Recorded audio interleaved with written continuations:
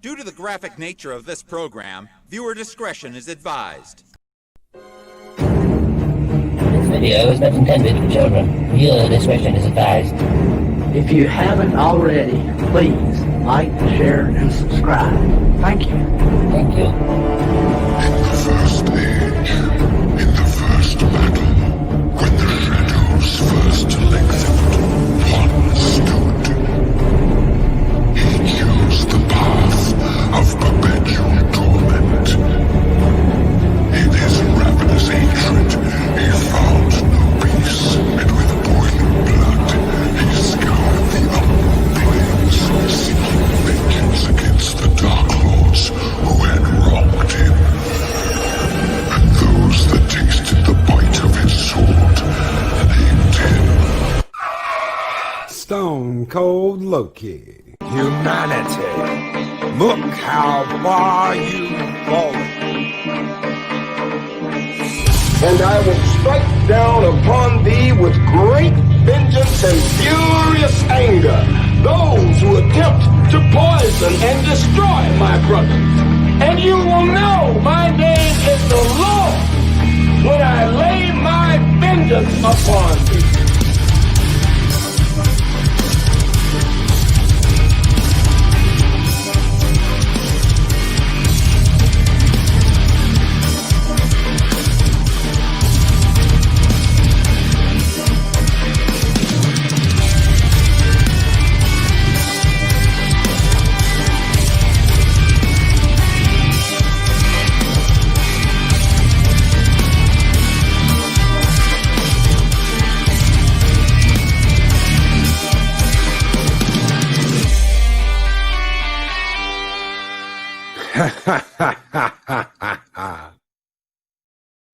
I may have been laughing in the intro, but there is absolutely nothing to laugh about this morning. Oh, God. That's the truth. No. Oh, Lord, what the hell did I just watch? What? I need eye bleach. What in the shit did I just watch? Michael Berman in a drill pool? Michael Berman being offered the Dax CBO? Michael Berman! Burnham. I need bourbon. And you forgot about Michael Burnham. Ah! Hey, do you remember when Michael Burnham saved the world and the universe? Time. Oh, God. Both three times. I don't know. Every time. Oh, no. Good morning. You know, the thing is, she's a responsibility hoarder. Yeah. Michael Burnham. Oh, good morning, everybody. Good morning to Dega Outlaw, Dave G. Sound, Chris Persia, Mark Damnedly Tired, Yodom Dog Star, Derek, Mink Man, it's Project Story Time. I saw Colin P. Smith is here. I saw oh my Lord, my mind's going. Yeah, Gun Bunny. Good morning, Gun Bunny. Psycho Dorp 9. Positive Candor. Yes, it can get worse, Loki. Yeah, I know. I'm getting that. I am getting that. Dirkoon, good morning. The Doctor of Destruction and Disaster, Dega Outlaws here. Oh, guys. And of course, my panel this morning, we have got the one and only, the master of Star Trek Bird of Prey 5. We have got the Valkyrie, Purple Valkyrie, and Samantha Jo. The Valkyries are here. Dave, Bob, and of course, the crazy Canadian Rambling Canuck, who is doing one hell of a history show with Admiral Oliver Franklin Doom. Good morning, everyone. Good morning. Good morning. Good morning. And no, we don't have any trills of representation here in Mexican Iron Man. No, we don't. Yeah, totally IS channel. Yes, completely agree. We are totally IS channel. I totally see that. Yep. Why do you need 5 people to review one episode? Because it's that bad. I can't do this. It would be me yelling at the top of my lungs for an hour. Oh my God. I would have no voice after this. I mean, it's bad enough, but it was an hour of me and Loki drinking. But you know, yeah. Yes, Canuck had his 6-pack, and I had my glass skull out. And Mexican Iron Man's reporting this channel. All right. This is it. We're done. Oh shit! Yes, there are. Oh man, I can't. Okay, so I got double duty this week. I was not here last week. I missed last week, and I watched last week's episode last night, and then I watched this morning.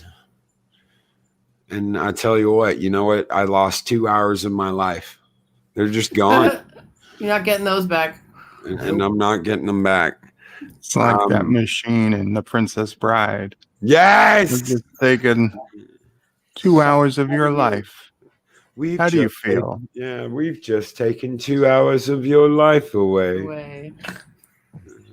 Not top 50. That's what will happen when Burnham gets Dax symbiote. I thought Picard was bad. I was wrong. I'm starting to see Canuck's point of view. That's how bad this is. Picard's not that bad after all. Shit. I'm starting to see everybody's point. Okay, all right. So Lower Decks really isn't that bad. Picard really isn't that bad. Burnham's going to get the Dax symbiont, go back in time, and kill Captain Kirk before he starts his 5-year mission to save the Federation. That's what's going to happen. Positive candor. You can't go in the pool, Michael Burnham. Oh, wait, your name is Michael Burnham? Go ahead and get in the pool. Yeah. We've even got some sticks here to help you connect. Oh, just wait. They're gonna turn around and they're gonna have a nice, when Burnham's done saving the Federation, they're gonna have a nice cushy outpost in the middle of the new Federation. It's gonna be called DS9. It'll be nowhere near the damn wormhole. Keep her away from the wormhole. Well, he wasn't worthy, Chris Persia. See, that's what they're saying. This 15-year-old, they are worthy. Riker wasn't worthy. That's what they said. That's pretty much what they said today was, Riker wasn't worthy to have a symbiote, but the 15-year-old, they are worthy. So there are so few symbionts left. And they were already, low. Like there was already more Trills who wanted to be joined than there were symbionts. And then a bunch of the symbionts died during the burn. And yet now they're giving symbionts out to 15-year-olds or younger, just because. Why humans, nonetheless. Well, no. I mean, they gave it to Gray. Gray had to be 15 or 14. Yeah. I understand giving it to Adira. They didn't have a choice. Yeah. But they had a total choice in giving it to Gray. That was an option. That was a choice. Yeah. The blue hair? Yeah. Yep. I'm just. Was it Gray or Ray? What was my? I thought it was Gray. Yeah, I thought it was Ray. But I was like Ray. Whatever the host was named Ray. That was okay. So it was Gray. All right. Yeah, I had closed captioning on. I'm pretty sure. Oh, okay. Okay. I don't think they're gonna mind what you call him though. No. As long as you call him him. Yes, that is positive candor. That is exactly what she said. Come on back and get the Dax symbiote. See, Dax was the one floating around in the pool. Dax was the symbiote floating around in the pool because it wiggled its tail. It wiggled its tail, and it was like, "Yep, I'm Dax." Well, I'm waiting for you, Michael. That's why she was able to do what she did, because Dax was there going, "You're my next host, so I don't mind, connecting you." Oh, for heaven's sake. Come hop in the pool. You're destined to take the Dax symbiote. One of the previous hosts had a passing resemblance to Jadzia. Yeah, I noticed that too. Really quickly. I was like, no, they didn't. You talking about the one that was in the white robe looking thing? I think. Yeah, with the ponytail. Yeah, the ponytail. Yeah. Mm-hmm. That makes absolutely no sense. And I feel dumber for reading that, Mexican Iron Man. Just like I felt dumber for watching this episode. Loki, the reason you don't like the show has to do with your lack of diversity appreciation and your partial understanding that the symbiote needed to be merged with the Tribble. Oh no, Psychodorf 9. It's full of sucking soy. They straight up hooked this episode up to the green manatee and just sucked all the soy right out of it. Big time. I mean, that Virtue motherfucker signaling was everywhere. like an empty juice box after Loki gets through with it. It was just fucking collapsed on itself. Poor manatee got sucked completely empty of soy. I don't even know where to begin right now. I mean, we end last week with fucking Tilly hugging a tree and like grinding up against it like it's a giant like a giant phallic object. And then we get this shit. They may have had an earthquake and it was trembling. Got a little bit of vibration action. Don't forget. Tilly's going to be the one to solve Stannis's lifelong work to get that spore drive working without a human host. Oh yeah, she's going to do it with dark matter. And Mexican Iron Man with a $14.99 super chat. How much do I have to super chat to get Sam Joe and Purple in bikinis with me in a selfie by the alien pool? I don't know. I don't know if there is a price high enough to get them to do that Mexican Iron Man. Wait, it was Dax. Well, we're kind of like assuming that the one symbiote that was left in the pool that they offered to Michael Burnham was Dax. Yeah. Would it be that big a stretch for it not to be? Yeah. I think they'll imply it, but not actually say it. Like they'll say, "Oh, this one served at Deep Space Nine for a short time," but if they actually use her name, then they've got to pay up, and they're too cheap to do that. So they won't say that. They'll say this one served at DS9, or this one was a friend to Captain Sisko, or they'll get it. Well, no, if they say Sisko, they have to pay for Sisko, so they'll find a way around it. They'll find because this one has been a friend of the Federation. Served on starships and a space station. It was just the captain of DS9. Right. There you go. So of all the things wrong with the situation on Trill, the fact that a human has a symbiont and Michael Burnham is invited into their sacred pool after being told nobody's allowed in the sacred pool. That was actually not my biggest problem with the episode. And I am assuming probably not everybody else either. I actually had a bigger problem with the discovery and what happened while Saru was talking to the computer. Yep, we were talking. Yeah, that was weird. Well, Saru is male. You need a woman to be able to tell him what to do, and Michael Burnham was busy. I know, but if I'm just talking to the computer, and I'm that, I don't know. I used to think Saru was a pretty good captain, but I'm asking the computer, like, how do I be a captain and actually do things to help my crew? And then the computer screen changes, the voice changes, the attitude changes, and then you say, oh.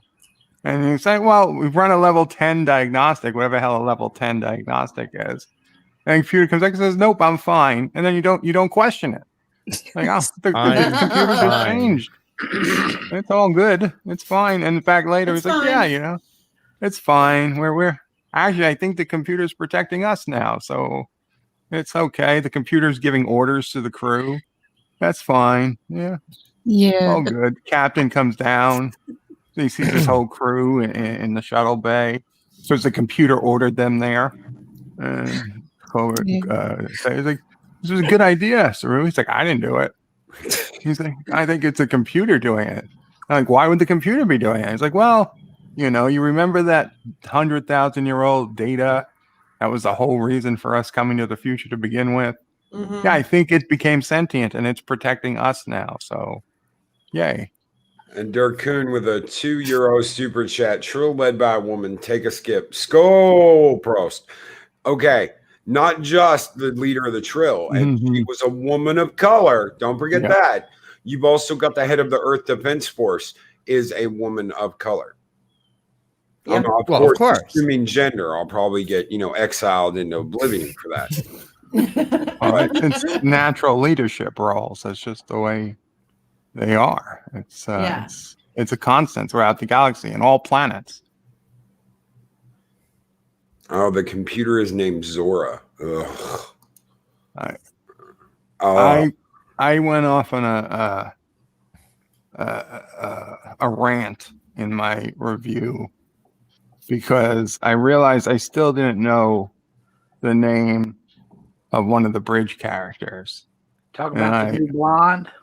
No, her. I mean, I don't know her name either, but I'm talking about, I guess, the navigator, the woman who sits next to Detmer.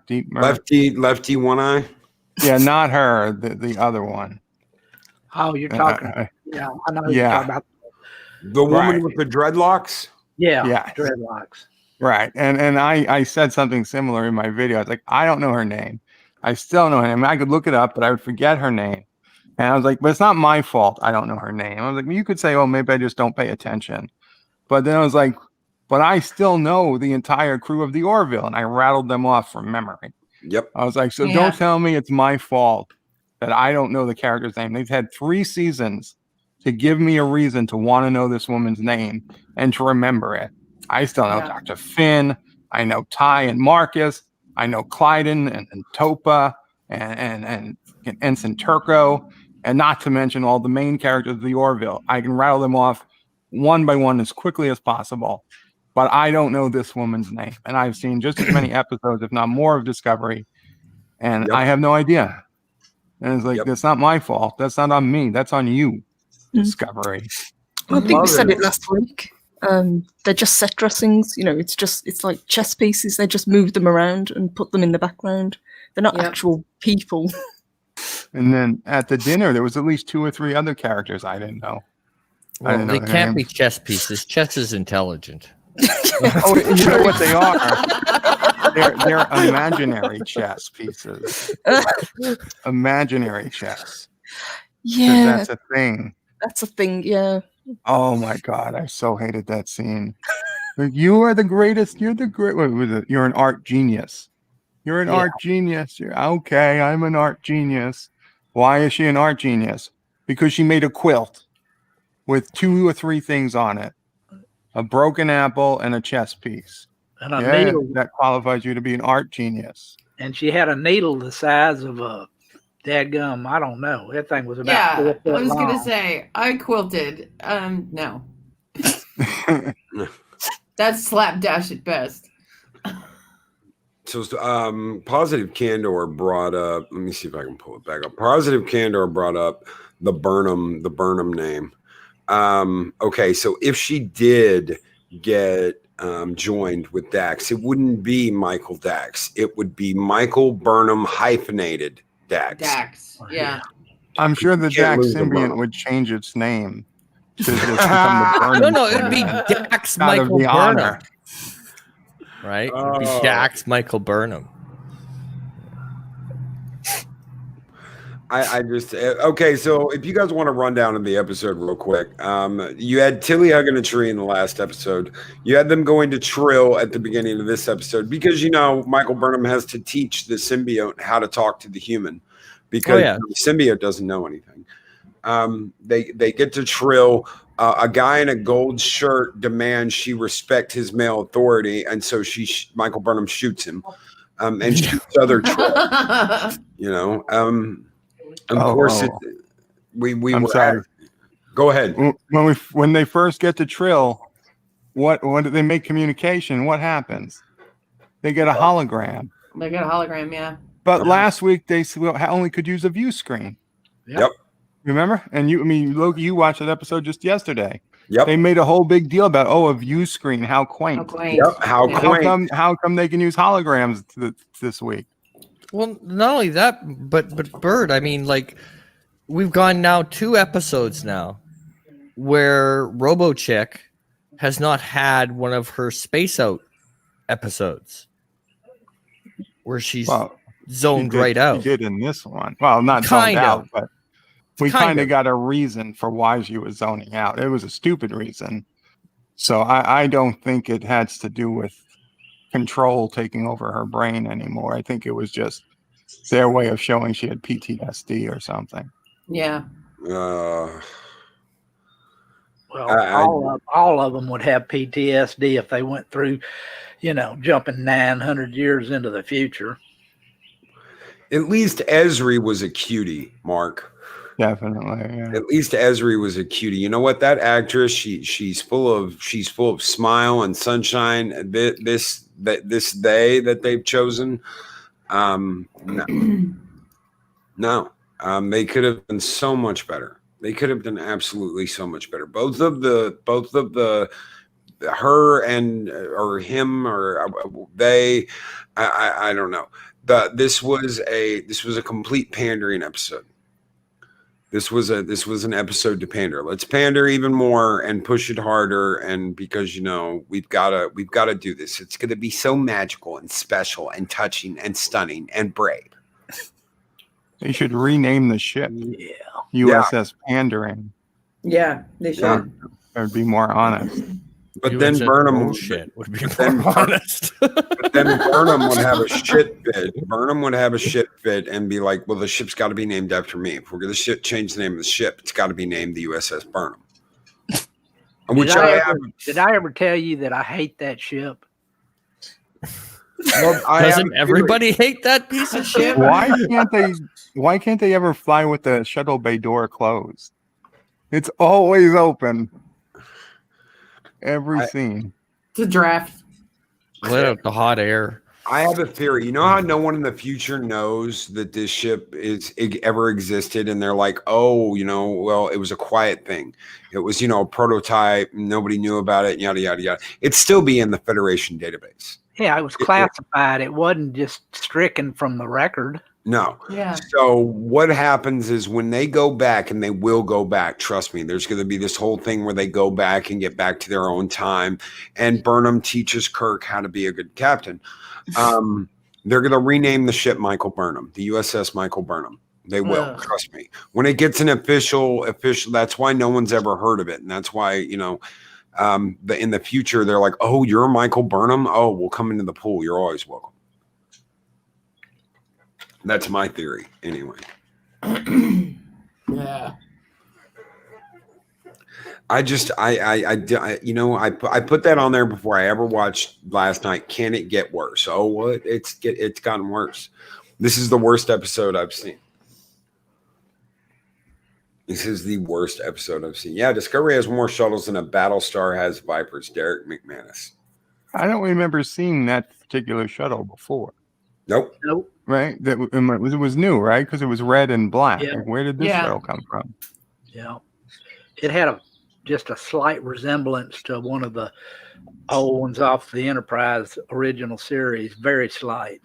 It kind of reminded me of the shuttles in Star Trek V.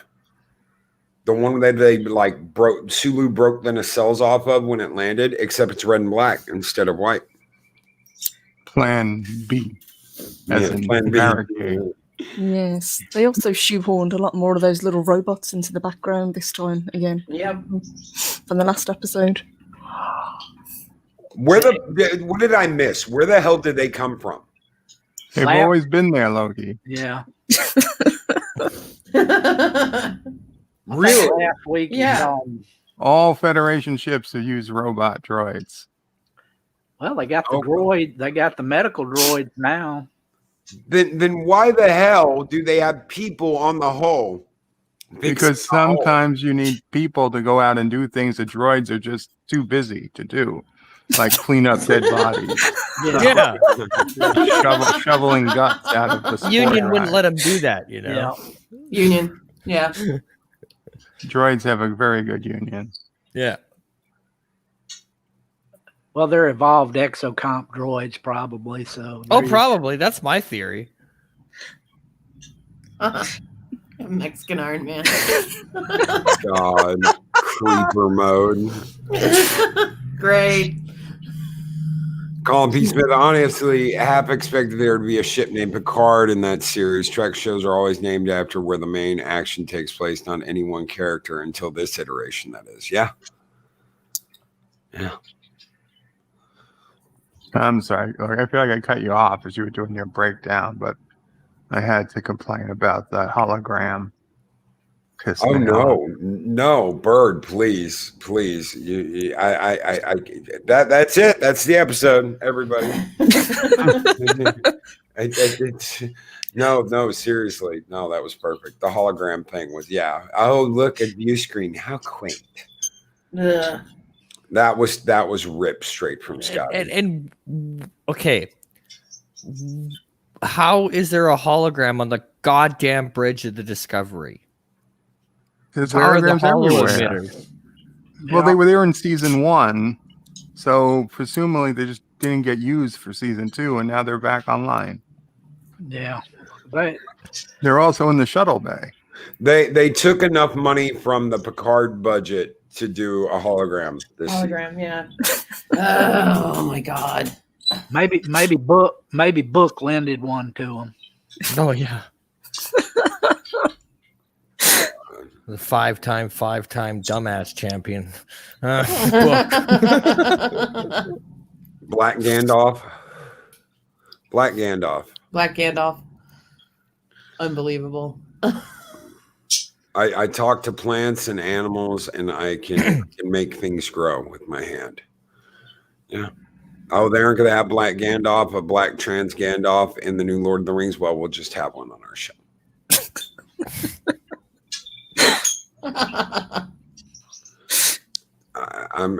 I don't know what to make of this. I really don't. I love Star Trek. I grew up on Star Trek. I love Star Trek, and I don't know what to make. I don't know what to make of this. Picard, Lower Decks, I kind of got, but I didn't like it until the very end. The last 5 minutes of LDS was acceptable and kind of funny even, because Burnham 2.0 got hers. Loki, that's the point. This is not Star Trek. No, it's not. It's a sci-fi show, a shitty one, but it's not Star Trek.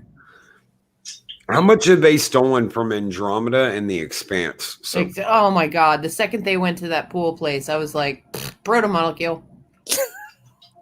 Season 4, The Expanse, watch it. it didn't look like that when Dax got in there. It was like gray milky. It was gray and milky. Yeah. Gray and milky water. It wasn't, glowing blue with fucking lightning. I mean, am I watching Star Trek or am I watching an episode of Highlander? What the hell's going on? There can only be one. Yeah, and that one is Michael Burnham. Yes. Yeah, and she can walk on water. Oh, God. And apparently breathe underwater as well. Since we have no idea how Breathing's long they're overrated. actually down there. That Breathing. pool looked like it was 3 feet deep. Yeah. yeah. Where did they go? They disappeared. I guess they went into the Force. Well, the reason why she could breathe was the Dax symbiote swam in her, don't ask me where, and kept her alive while she was underwater.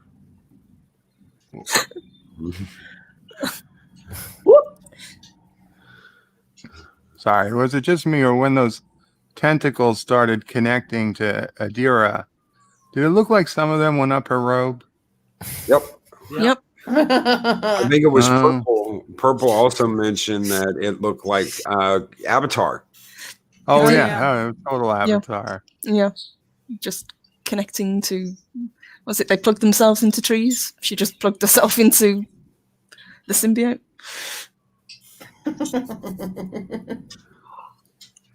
I'm lost. I'm at a loss. I knew it was bad. I've listened to the channels. I've listened to Gary. I've listened to D. I've listened to Bird. I've listened to Andy Trekker. I've listened to all these people talk about how bad this shit is.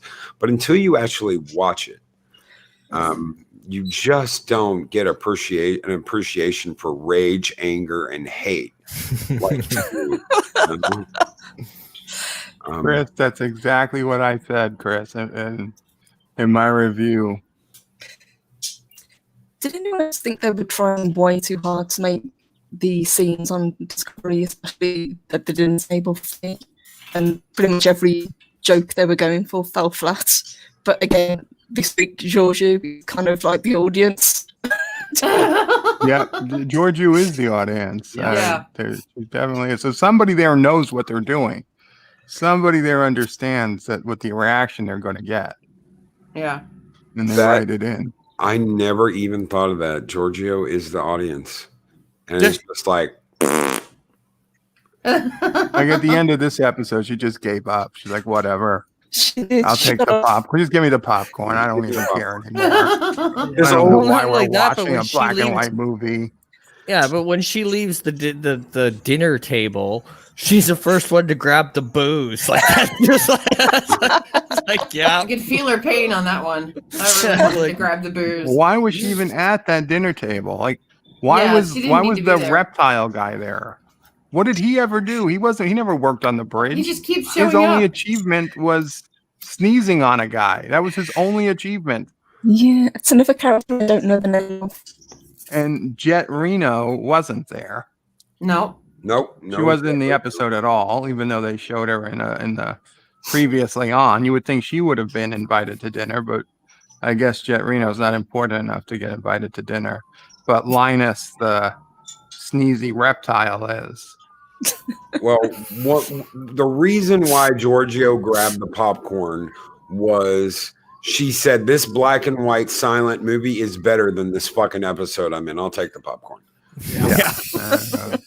And it's probably public domain too, so they probably didn't have to pay to use that footage. Well, I don't know about y'all, but on a ship, you're going to have at least 3 shifts. So the bridge crew is going to be a lot bigger than that because there's going to be. That's the whole thing. The ship told everybody that it was going on autopilot, so that everybody could take off. Oh, I understand that, but I'm talking about the people that were in the room for the dinner or whatever. If you take a full 3 shifts on a bridge crew, there would be a lot more than that. Yeah, we don't care about the other shifts. This is just the main shift. Obviously, the other shifts don't count. No. Only stuff only happens when the main shift is on duty. And Psychodorb9 with a $5 super chat, so we can add tentacle arrows to its list of crimes. Oh, yes, sir. Even more than that. The list of crimes against Discovery is extensive. It is extensive. Star Trek as a whole has a giant list of crimes right now. Picard, they're stealing from Farscape. They're stealing from The Expanse. They're stealing from Firefly. It's one thing after another. We cannot think up our own stuff. So we're just going to take from here and there and cherry pick. It's just like Star Wars. We're going to cherry pick through the EU. Well, Star Trek is cherry picking through sci-fi and just taking. Yep. Bird, did you notice that they called Dittmer pilot? I mean. Oh, yeah, that was another one. Like, all of a sudden, she's the pilot, and and Colbert, she's, macho. Macho. Is that what she was supposed to be, macho, all these years? Because I'll tell you, macho was never a word that came to mind ever. Watching her before. She's like, pilots are supposed to be macho. What? When she was skipping rope, I'm like, yeah, she's infected. She's the robot. That is it. She's just doom, going over and over. And it's supposed to be her macho moment. Singing macho man with the YMCA. That's supposed to be her macho. Oh, nothing screams macho to me than jump rope. I mean, I'll grant you, I can't do it. And even when I could walk, I couldn't do it to her extent. But if they were trying to get macho, I mean, maybe do something a little more strength training, a little less cardio. That's just my opinion.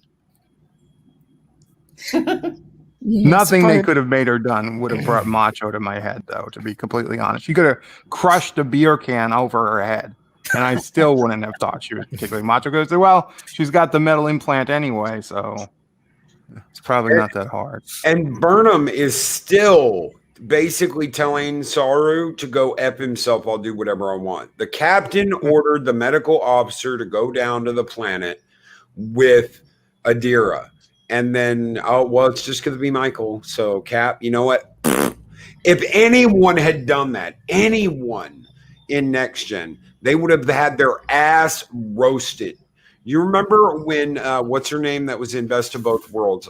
Commander Shelby. When Shelby went down with Data and Riker found out, and he was like, "Anything could have happened. What the hell are you doing?" And she's like, "Look, this is what it is. I came down a few hours early. Data was awake. We came down and deal with it." And he was just like, "No, bitch. This is not how we do things. This is not how it operates on the Enterprise." And she's like, "You know what? I've heard you turn down your command. Why don't you go off and blah, blah, blah, blah, blah." And they were at odds with each other until they had to work together. Yeah. And that's not what's happening. Saru's just being overruled, and Burnham's running the fucking ship. Yep. She's well, the captain, that in the essentially. computer. I got to give most of the computer. I got to give most of that blame though to the doctor, to Dr. Colbert. Who the hell is he to change his orders? Yeah. Who the hell is he to go say, "Oh, I think Michael Burnham's better for this job"? Yes. It's not a Starfleet ship. Go ahead, Purple. He even gave up what he should be doing because he's the doctor. So he should have been basically the counselor as well, since they don't have a counselor on board. Mm-hmm. But he gave up that position to Burnham also, because apparently she's more qualified to do it. And she's a counselor now. Well, she's pretty much more qualified to do anything than anybody else. That's the problem. That's the problem. Even the genius 16-year-old we met last week was an idiot compared to Michael Burnham. Yeah, when Burnham was on screen, then the 16-year-old knew nothing. Yeah. Without Burnham, she's a genius, but she couldn't otherwise, figure out that the symbiote was trying to connect with her while she was running around. Yeah. Well, I don't know what to do. Well, stop running, maybe. I will say one thing: they were on that generational ship, and yet they still don't have enough power or a deflector screen to push a rock out of the way. Hell, the damn Discovery went through an asteroid. Yeah, that made no sense as to how.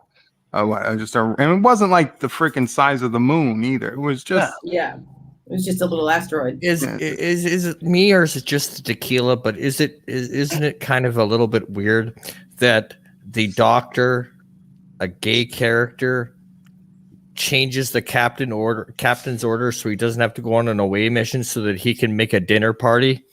Does that strike anybody else but me? I didn't even connect that. I didn't either. Well, this way he can do haikus. So yeah, God. Derek McManus says, "Vertebrae 5, I can rip beer cans open with my teeth." Well, Derek, so can Canuck, because during this entire episode, can of Takati after Takati after Takati, he was ripping open with his teeth like son of a bitch. Detmer can rip open glass bottles with her teeth. So don't mess with her. An Heiress of Chaos with a $5 super chat. Could have sworn I just heard the phrase tentacle arrows. Are the STD writers getting their scripts mixed up with their tentacle hentai fan fiction? It is possible. It looked like something like that. It looked like a proto-molecule scene, except with tentacles. And thank you so very much for the $5 super chat, Heiress of Chaos. Go! Actually, it looked like very cheap fiber optics, but that's... Yeah, it did. Yeah. It was awful. They used to get those in the 80s, like at circuses and sporting events. They'd give out those fiber optic things. Fiber optic ones, yeah. Yeah. I got a bunch of those too. Well, it's good to know that they're still being used in special effects. Oh, absolutely. Yeah. But yeah, I just thought that was funny. The gay doctor gave up an away mission to go to a dinner party. I didn't even think of that. I didn't even I think didn't of that. either. And Saru should have been like, "What are you doing here? Didn't I send you down to the planet?" Yeah. Where's Michael? Question it. He didn't care. They just glossed over that completely. They had a talk in a hallway with Michael and Adira instead of Saru being like, "What the fuck? You just countermand my orders? What's going on?" Oh, he's so used to it now. It's not a ship full of Starfleet officers. It's not. No, we were told they were a ship of overachievers. Maybe you should rewatch. Yeah. Well, they've proven time after time they're not Starfleet officers. No. No, it's a ship full of idiots. If any of them served on any other ship, they'd be reprimanded.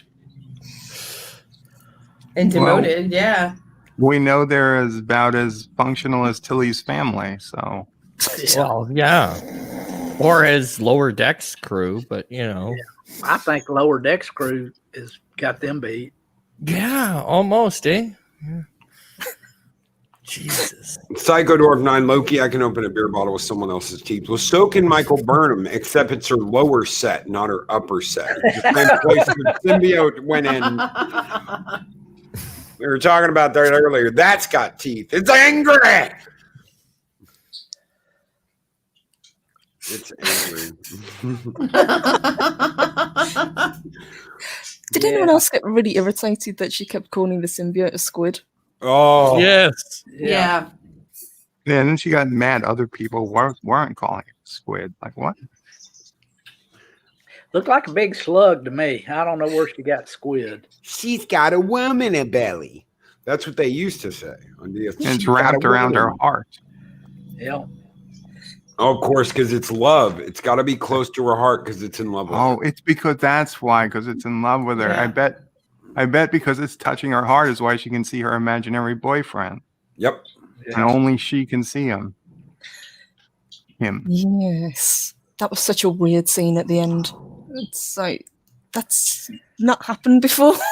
Well, I thought Tilly would be the only one to have an imaginary friend in this series. Yeah. Imagine my surprise. Now we've got Well, that's when we find out Tilly is the imaginary friend. Yeah. Poor Tilly. Tilly never actually existed in the series. It was just an hallucination. I don't know. She takes up the whole screen. Oh. Well, that's an active imagination. That's why she's she so never active. looks the same. And the Chris Persia, that's not Starfleet protocol when Burnham shoots the Trill, to which Burnham replied no, because they're not Starfleet officers. No. And I think we even asked, was that phaser set to stun or kill? Not that it matters. Not that it matters. I think it was fun because I think it was the same guys who came back at the end, pissed off. But at the time, you don't know that. It's like, No, she that's just true. kill a bunch of people. What were those things that the Trill guards were carrying? They almost look like the staff weapons. Yep. That's what I thought. Burnham. Stargate. Yeah, did you get Stargate? Yes. Valkyrie. Yeah, Valkyrie. I thought they were going to use it to carve the symbiote out of her. Oh, hell, They I thought that should've. one guy was going to walk up to Burnham and say, Shawkek Nimron. And her automatically know exactly what it means. Yeah. The Trill went from peaceful to downright hostile in about 30 seconds. It was amazing. Yeah. And I called it. I knew it when they got to the planet. Yes, you did. Yeah. But then at the end, they all You're gonna kind be of the bowed bad down. guy. Yeah, they all Yeah. bowed down. Yeah. They're like, oh, yeah, you're our greatest host ever. I'd be welcome. I'd be privileged to train you. Nah, I'm going to go back to Discovery. I knew that was coming. No, because she looks at Burnham, and I was like, no, that's her damn mentor right there. That's who she wants as her Trill mentor that knows everything about the Trill, because by God, she knows everything about everything. Yeah. Surprised Burnham didn't just scoop up one of those symbiotes and put it in a bag, like the goldfish you get at the fair just to take with her. Oh my Could God. come in handy. The big Ziploc bag, this can come in handy one day. Thank you, Burn. Oh my God. Yeah, this might come in handy one day. Take one of these home. And You don't Georgiou need- would eat it. Stay away from that Georgiou woman. She'll Yeah. eat you. George, you'd carve him up. Nah, not as good as Kelpian, but it'll do. She does keep looking at Saru a little bit weird. I'm thinking, Georgie's hungry. Have him with garlic on the side. Little Well, calamari. she's just waiting for Saru to cross Burnham, and then she has every right to do so, right? I guess. Did you catch what he was saying about the harvest? Almost like it was Thanksgiving. So he was giving like a Thanksgiving without saying it was Thanksgiving. Yeah. And it's just like, you're just like, wow. And then of course it doesn't work because, you know, you can't have Thanksgiving, nuclear family bad. So you can't have Thanksgiving in this day and age. So Well, it was a village, not a family. Yeah. yeah. Well, did you also Thanksgiving notice, with kelp as the main dish. Mm. Did you also notice that they referred to the planet of the Trill as Trill? I mean, that's like, you know, us calling Earth human or the Klingons. Yeah, just one of those things. I don't know if that's new to Discovery, but I think they called it Trill even in DS9. Yeah. So just and one of those things. In TNG, they just called it Trill. Mm. The Trills live on Trill. Makes life much easier. Yeah, easier to follow the storyline. Okay, so Saru, and in a wise command decision, okay, one of the rare ones, Saru wisely commands Stamets to find a new way to jump because they don't want to risk the entire ship on Stamets living. If, God forbid, Stamets dies, they still need to be able to jump. So he orders Stamets to figure out a way. And Stamets like, I've been working on this problem for 10 years, and I haven't found anything else. And Saru says, well, you've got like 930 new years of knowledge to look through. Did they forget they've got 100,000 years of knowledge in the computer in Discovery? That was the whole point of going to the future. Yeah, but don't worry about it, Bird. Don't worry about it because that all doesn't matter because they have they have cake. I mean, they have the eater of doesn't cake. exist in that sphere data. It just doesn't exist. Okay. Tilly didn't just eat the cake. She ate the motherfucker that made the cake. Oh, that was good. Let me eat you too. Cake is eternal. Remember that, Loki. Yeah. And it's got to be hummingbird cake. Whatever that is. Yeah. Sounds better than the beetle pie they served at the dinner. Yeah, in this that episode. sounded really appetizing. What is this? A Ferengi dinner party?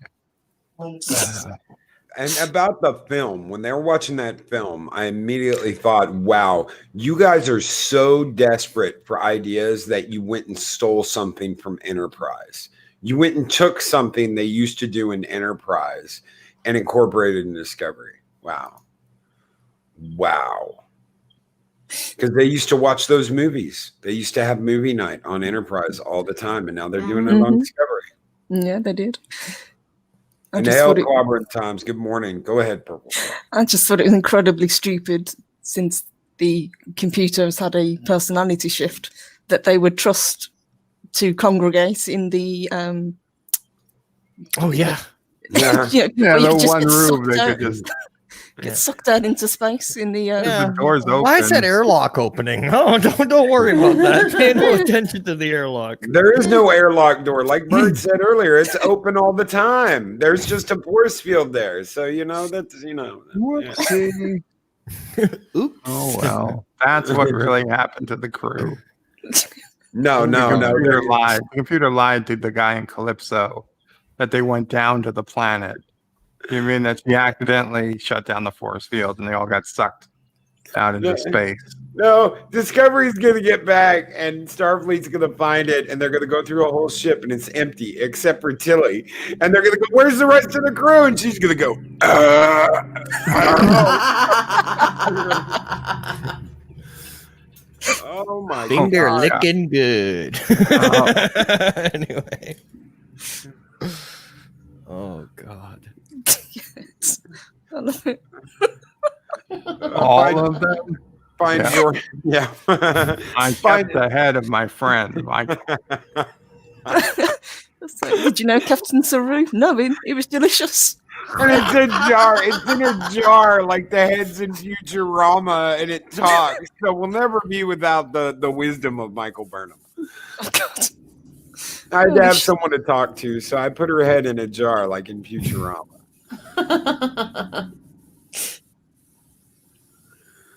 Oh. Yeah, Chris Persia. Movie night and senior officers eating at the captain's mess. Yeah. Yeah. Yeah. The whole crew's good to be gone because Tilly ate them. Should be one giant butterball by season 5. They'll have to roll her through the ship. You'll see the crew and Giorgio will have little midgets and they'll be going oompa loompa doompa doo. I've got the Tilly bubble for you. Or it'd be like this scene from Indiana Jones where the big giant rock comes rolling down.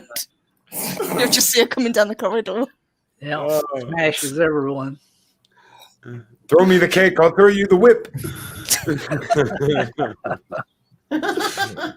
And a $2 Tilly will just make Jabba the Hutt go, damn. Damn. $2 in chat from Psycho Dwarf 9. The cake is a lie. Thank you so very much, Psycho Dwarf 9. And it is a lie because it's gone. Tilly ate all the fucking cake on the ship. They had those samples in the freezer in the mess hall, and she just fucking ate them all. They're all gone. Where'd the cake go?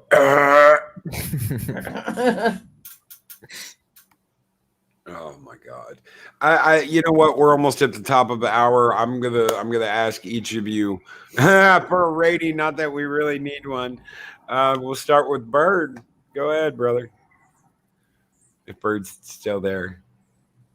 He's muted. I'm sorry. There he Give me is. a That's minute. okay. You guys start somebody else. Okay, yeah, no problem. Purple. I'm going to stick with 2. It was a terrible episode, but you just know it's going to get worse. This is the whole episode. It was just feelings in hallways and badly timed jokes and Michael Burnham being Michael Burnham, but nothing really happened. It just felt like filler where you didn't need it to be. So, yeah, it was a really forgettable episode. Yeah. I agree with Purple. It's a 2, but yeah, you know it's going to go downhill from here. It has to. It's just a moral imperative at this point. Dave Bob. 1.95. 1.95. Damn. Literally, I mean, I couldn't hardly make sense of the whole episode.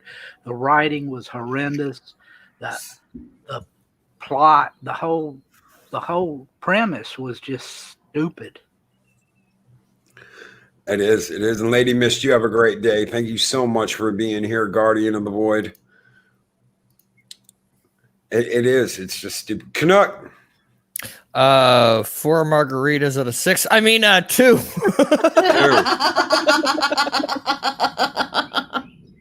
and 5 ripped off beer caps from your teeth. Beer tabs.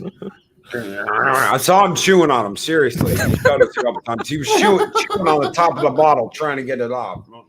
Open up! I need you. Oh, Sammy Joe.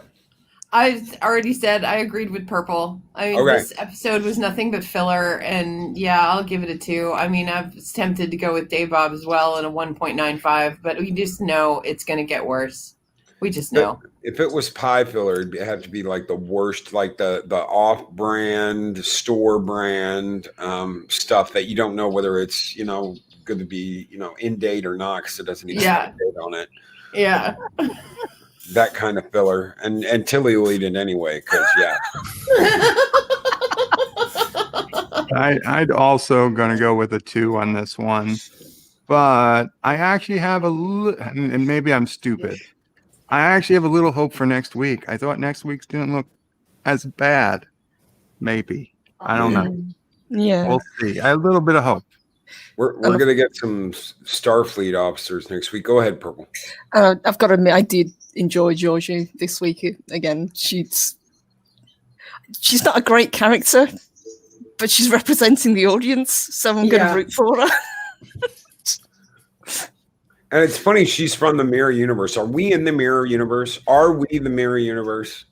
Is that what we are? Are we the Mirror Universe? Because I see Giorgio like sitting at that dinner table and rolling her eyes like, oh my God, this is the most stupidest shit I've ever heard. And we're doing the exact same thing.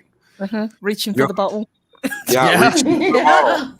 reaching for the bottle, accepting the popcorn because shit, a black and white silent movie is better than this shit. Taking the popcorn. I agree. I agree with all of you. It's a 2. The shit with Burnham being gonna get a symbiote, if that's what they were saying, I'm just like, you know what, someone just blow the whole planet up and put all the Trill out of their misery, because it won't be Michael Dax or whatever it ends up being. It will be Michael Burnham. The symbiote will change its name to Burnham's name because oh well, I am now the most perfect being ever in the universe that has ever existed. I'm now a Burnham. I would rather take the Burnham name than keep my own Dax name. And somewhere in there, Jadzia is going, "What the fuck?" And there, it's just like, "Shut up, Jadzia." Odo's in there going, "Geez, I thought I could be anything." Well, they had to say she saved the universe again in this episode, so there you go. So yeah, a two. It's a double duty. I can't do this again. I watched that tree hugging bullshit last night. It was all about Burnham. I watched this shit, the Trill Hugger episode today. It was all Burnham. Burnham has to go into the symbiote pool. Burnham has to teach Trill how to be a Trill. Burnham has to prove that a human can be a Trill. Burnham. Burnham has to do everything. And Saru is a dead man. Yeah. Saru is a dead man. I was putting bets up earlier, ladies and gentlemen, that what's going to happen is Saru's going to go to Burnham and admit that he should have never been a captain, that it's always been her destiny to be a captain. And then Canuck corrected me. He goes, "No, Saru's gonna die a martyr, and Burnham's gonna reluctantly take command in his name and honor him by being the bestest captain ever." So we will be back next week, ladies and gentlemen. I want to thank Bird of Prey 5. Bird of Prey 5, guys, has a wonderful YouTube channel. If you are not subscribed to Bird of Prey 5, check him out. This man knows his Star Trek. He knows his lore. He is the most knowledgeable Star Trek expert on YouTube. This guy is the man. If you are not subscribed to him, check him out. Watch his videos. Click that subscribe and ring that bell because he is the shit when it comes to Star Trek. And a great guy to boot. Hail Kuroga and Kapla World. Kapla, thank you, Loki. Anytime, brother. We've got Purple Valkyrie and Samantha Jo. The Valkyries host a Rise and Shine show every Monday, Wednesday, and Friday at 10 a.m. Check them out. They are an absolutely wonderful channel. If you are not subscribed to them, watch their content. And if you love it, and you will, click that subscribe and ring that bell. We have got Dave Bob, my brother from another mother, the rooster in the hen house, who co-hosts this show with me and co-hosts The Mandalorian with me. Thank you so much for being here, brother. You do not have a channel yet, but we are going to get Dave Bob a channel. We are. I'm going to talk him into it. I'm going to try anyway. He's been resistant. He's resistant to having his own channel, but I mean, that people would, dude. You got that Southern twang and people love you. That's why I always wanted you on my show. I said, if I do anything on this show in its first year, I'm getting Dave Bob on here. And dude, you've been on here time and time again. Thank you, brother. Well, thank you for having me. Always. And we've got 1/2 of History with R&R. We've got Rambling Canuck. Rambling Canuck is doing a history show with Admiral Oliver Franklin Doom, and it is called History with R&R. And I have been honored to do the credits for that, and I had a little poem reading part in it in this week's. They have an absolutely wonderful program. This is not just a hangout. It's not just a let's get together and bullshit. This is an actual show that is very, very awesome. If you are not subscribed to Rambling Canuck and Admiral Oliver Franklin Doom for their History with R&R, check them out. Watch this stuff because I'm telling you, guys, the readings are wonderful. Check them out. And if you love their content, and you will, hit that subscribe and ring that bell because they have a wonderful show and it's different. This is different than what a lot of other people are doing. It's unique. They have got something really good going. Thank you very much, Loki. Anytime, brother. So we will be back next week. Hopefully the whole panel will return for another roast. God, anyone out there who thinks I really enjoy this, I hate this. I hate doing this, but I'm going to do it because I'm not going to stay silent. I'm not going to be silent. I'm not going to walk around with my thumbs in my pants and my mouth shut. Fuck that. We are going to tell you how we feel, and we're going to stand up, and we are not going to be silent. So everyone out there, I still don't have an outro. I'm working on it, guys. I have been very, very busy with the corporation, with establishing the corporation. Me and Mexican Iron Man have been working our tails off. It is almost done. We are almost finished. Everything is almost set up. And as soon as that happens, I'm going to get to guest on more channels and have a little more free time because I'm not going to have my hands wrapped up in this. So I will try and have an outro for you tomorrow. But for today, I'm going to give you some Kratos. Everyone take care. Have a great one. And we will see you guys next time. Bye, everybody. Bye. Take her easy, folks.